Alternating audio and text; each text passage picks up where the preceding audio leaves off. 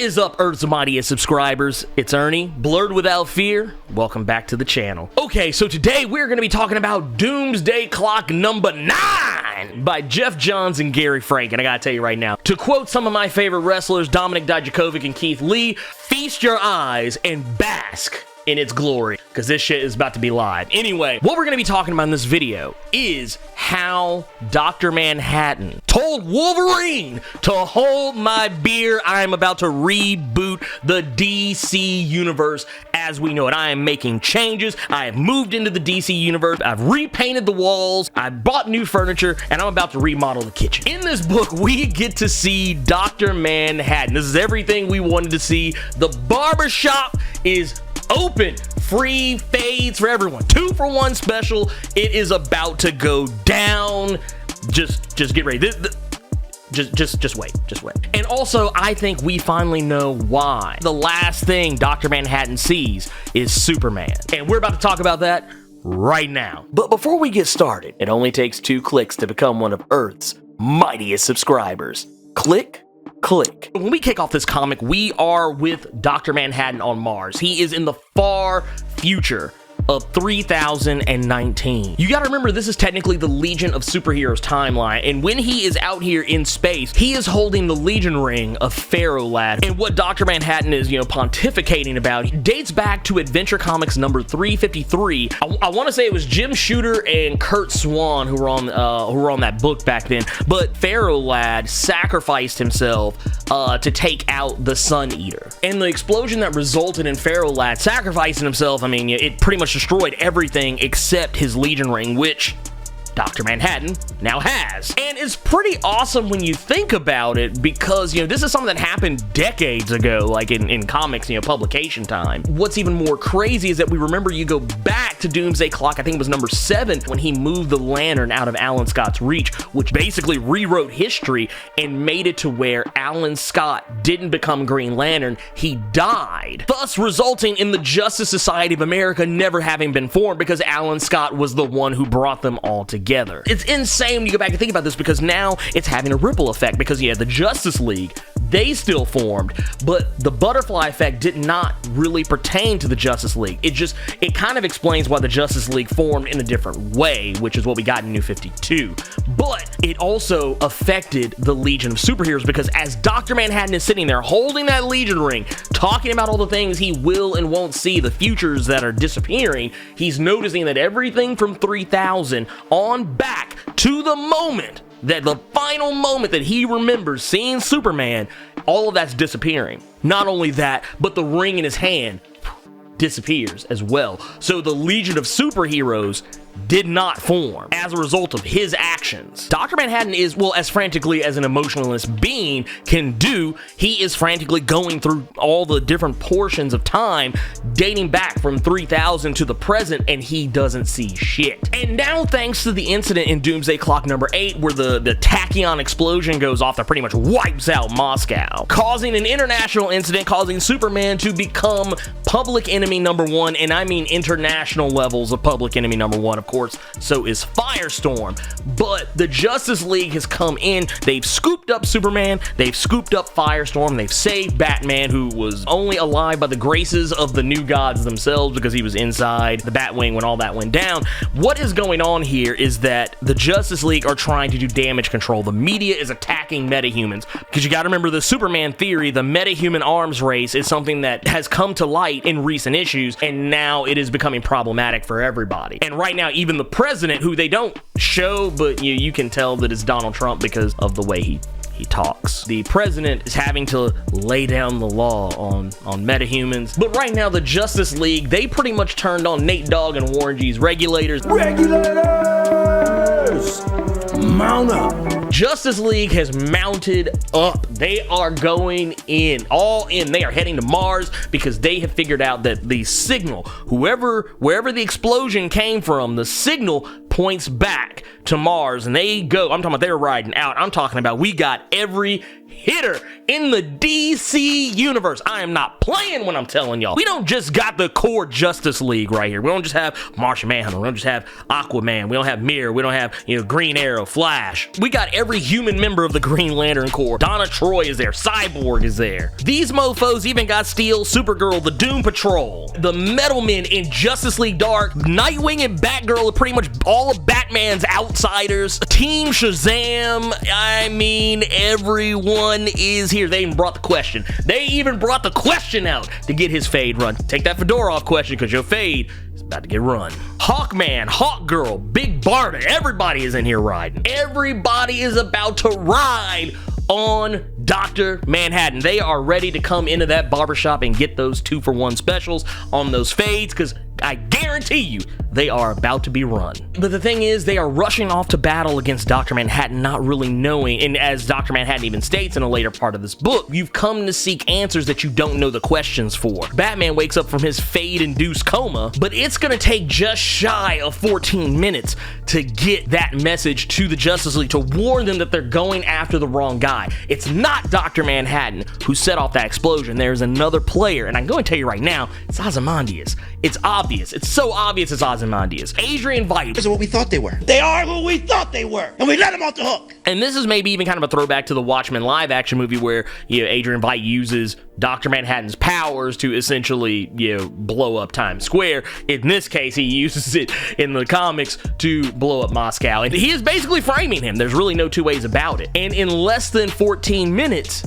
it's about to go down. Justice League show up, and Guy Gardner's there. Guy Gardner's always itching for a fight. And Dr. Manhattan, he's sitting here trying to tell these guys, hey, look, I'm not really here to fight you, and I ain't got time to mess with y'all. But Guy Gardner ain't trying to hear it, and he comes in and he throws the first lick. And when he does, this actually really speaks to how powerful the Green Lantern rings are, because when Guy Gardner comes across and he brushes Dr. Manhattan's teeth with it, he breaks Dr. Manhattan's neck, but he doesn't kill him, because, of course, Dr. Manhattan's essentially a god. And when Dr. Manhattan reforms and comes back, he literally takes Guy Gardner's ring and crushes it. And this is where Dr. Manhattan is the only guy in the DC universe who can put some respect on your name and embarrass you at the same time. He literally takes the Green Lantern ring, talks about how wondrous this artifact is, how powerful it is. He's even talking about how it feels so good to not know the future, how good it is to not know information, how good it is to learn something for the first time in decades. Even marveling over the fact that he finds it difficult to create a ring of power like the Green Lantern ring. And even when the Justice League Dark try and come at him, Zatanna, Etrigan, Constantine flinging spells left and right, he literally takes their spells and basically shows them the science of it. Kind of goes back to the whole Marvel theory that,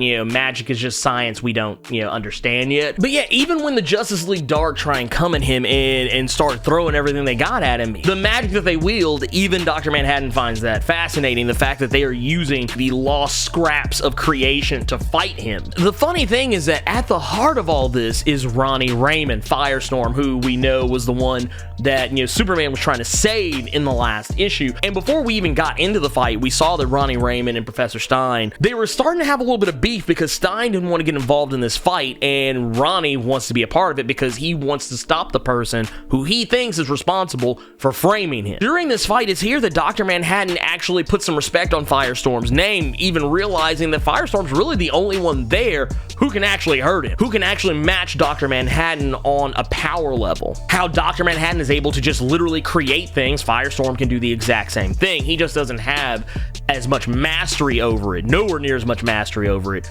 as Dr. Manhattan does. And during the fight, Dr. Manhattan takes him back to his origin, takes him back to the day that he and Professor Stein were fused together. And it's here that Firestorm, that Ronnie Raymond learns Professor Stein was shady as fuck.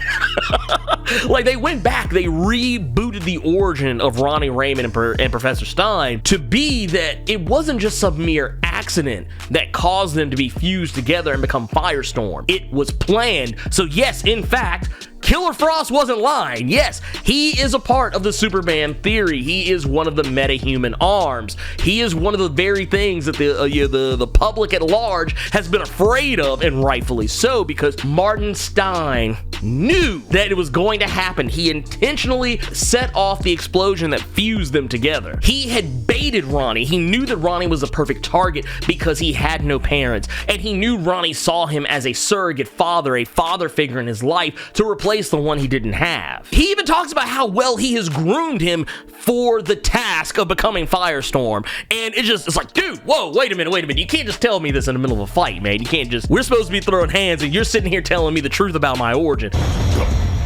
I ain't ready for that. And bear in mind, at this particular point, Stein is not in Ronnie's head right now. They are fused together, but Stein is not speaking, he's not helping him, he's kind of just staying out of it. And he unloads on Dr. Manhattan, even managed to hurt him. Everybody starts piling onto him. Everyone starts piling in, putting hands on him, throwing their heaviest hitting shots at him. They're unleashing the nukes. They even bring Captain Atom out, and he unloads on Dr. Manhattan, and it sets off a chain reaction. And the resulting explosion destroys all the ships that brought them there, so Batman's message never makes it. All the while, Dr. Manhattan is the last man standing.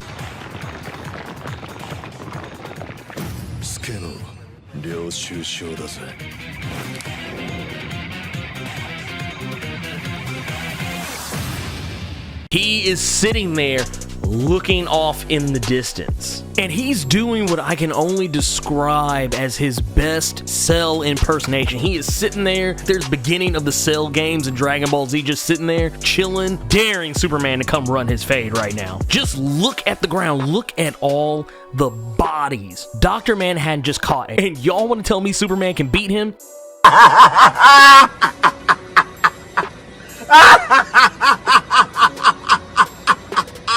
This issue has a lot more going on, and there's so much more going on in it, considering the fact that we do see that Lex Luthor approaches Lois Lane as she's, standing by a convalescing Superman. And we know that Lex Luthor isn't here to try and kill Superman when he's at his weakest, but he's here to help Lois Lane. We learned that he is the one who sent Lois Lane the thumb drive, the information, the envelope that I think we saw go out. I want to say it was Doomsday Clock number 5 or 6, probably 6. We know that he's the one who sent her the information about the Justice Society of America, and how he caught wind of the fact that this whole thing, everything that's going on, someone is messing with time, someone is removing Earth's heroes off the playing field, and that is someone who is too dangerous to let live. And I think it gets even more interesting when Lex Luthor brings up the name Wally West, which kind of makes me wonder if Doomsday Clock, because we know that by the time Doomsday Clock ends, we know that everything in the DC universe is going to come tied together. Everything is going to be full circle once Doomsday Clock ends. So it makes me wonder if there's something going on with Doomsday Clock that is affecting what's happening in Heroes in Crisis, because you got to remember, we were talking about in the last issue that there are 2 Wally Wests running around. I want to give credit where credit is due. Twitter user Keenan_CCX, he pointed out that when you see Wally West in Heroes in Crisis, when we see him in the confessional, he's got his lightning bolt orientated, like I said, a diagonal, like later parts of the issue, and I think even in previous issues, we see where it's actually horizontal. Like, I just thought maybe it was just the way Clayman drew it, but honestly, I think that might be a hint at the fact that, yes, there are in fact 2 Wally Wests running around. All of that was native saying there's a lot going on. And yeah, there's some stuff with Black Adam at the very end, which I can go and tell you right now, that's pretty basic. Black Adam just sees this opportunity where Earth's heroes are gone, so he can pretty much do whatever the fuck he wants. And right now, because of everything going on with the metahuman arms race, the Superman theory, how metahumans are being persecuted and been coming to Kahndaq to ride with him because he is willing to step up and protect what he would consider his people. Kind of pulling a Magneto in that regard. I'm kind of digging what Black Adam's doing here. I'm digging that energy. I don't think he's about to kill anybody per se. I mean, maybe he will. He doesn't have any scruples about it. Because, I mean, Wonder Woman is literally standing right there. She is there delivering a speech, trying to bring humans and metahumans together, trying to pull a Charles Xavier. But yeah, that's everything that pretty much happened, everything of note that has happened that I can remember. Because once again, these are hot takes. This is spitting off the dome, baby, for the most part. But one thing I can definitely tell you at the end of all this is specifically why you're probably about to see a very pissed off Superman, and why it's going to be the last thing that Dr. Manhattan sees. Now, do I think that Superman can beat Dr. Manhattan? I see a big fight coming between Superman and Dr. Manhattan. It may not be a long fight. I doubt it'll be a long fight, but it will definitely be a fight. And I think it's going to be a fight that's going to lead to Dr. Manhattan doing something that is going to be why he can't see anything further into the future. Maybe because it hasn't been written yet. Considering the fact that he lost all of that time due to the butterfly effect, time has taken its time to rewrite itself. So that might be why he doesn't see anything past Superman. Everything is being changed.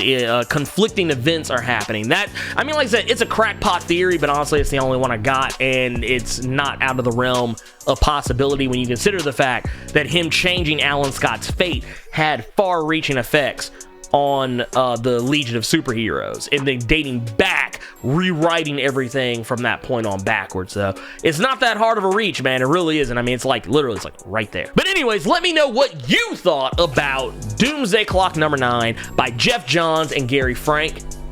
Sound off in the comments.